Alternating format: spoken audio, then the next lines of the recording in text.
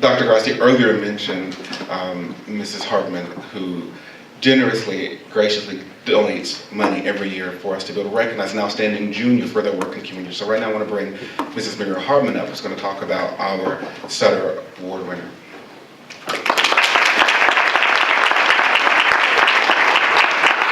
Thank you. 5 minutes, that's all I'm going to say, 5 minutes. I teach in a public high school in New Jersey and have for very many years.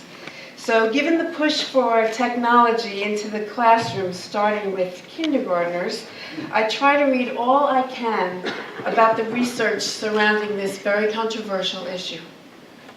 Last month, on my 53rd birthday, no doubt to remind me that I am a dinosaur when it comes to contemporary philosophy and education, the New York Times published an article entitled "No Child Left Untableted."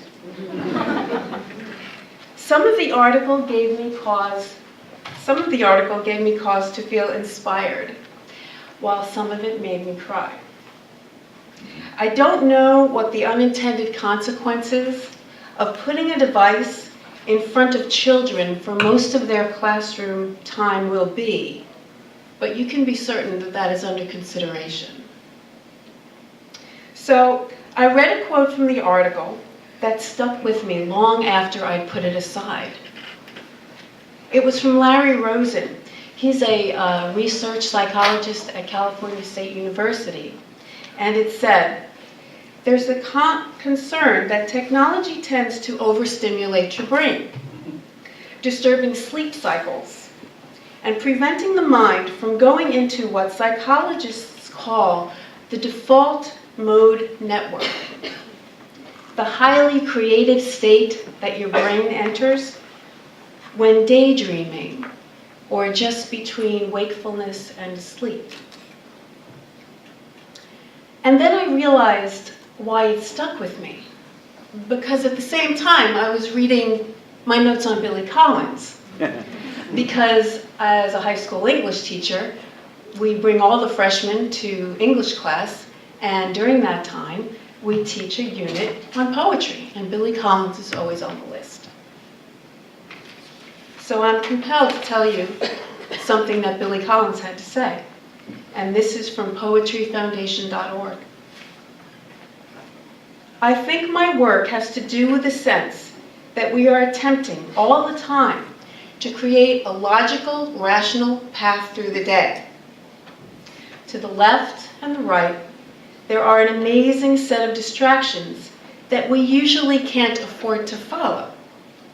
But the poet will stop anywhere." And from there I had to ask myself, where will the poetry come from? And so when I was reading through the finalists' essays, I went looking for poetry. And I found it in Alyssa Manfredini's essay. Her essay was not a list of all the community service projects that she had participated in since coming to Wagner College, but rather it was a very personal account of her experiences with a blind student for whom she was a pair of eyes, for a student without hands, whose hands she became.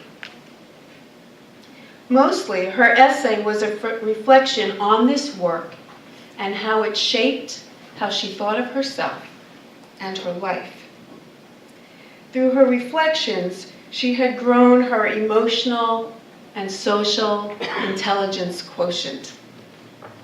She took the time to not only look to the left and look to the right, but to find the poetry.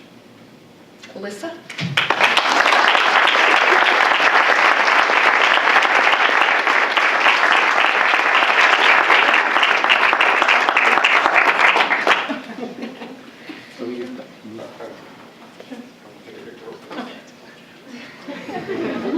Come over just a little bit.